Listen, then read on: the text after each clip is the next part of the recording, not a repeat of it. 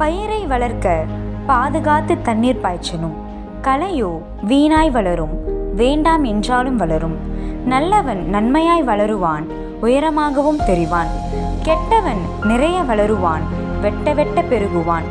பனையைப் போல் செழித்து உயர்ந்து நிற்பவன் பயன் தருவதால் நீதிமான் என்ற நல்லவன் ஆவான். புல்லை போல் உயிர்களுக்கு உபத்திரவம் உண்டாக்கவே உயரமில்லாமல் துயரமாகவே களையாக முளைத்து வளருவான். துன்மார்க்கன் என்ற தீயவனாய் போவான். புல் அழிவதற்கு அதிகமாக வளரும், பனை அவசியமாக வளரும், ஆதரவாய் அனைவருக்கும் உதவும்.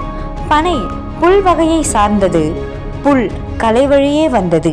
வளருவதில் இல்லை வாழ்க்கை பொறுப்பு, சமூகத்தில் பயன் தருவதில்தான் உள்ளது சிறப்பு.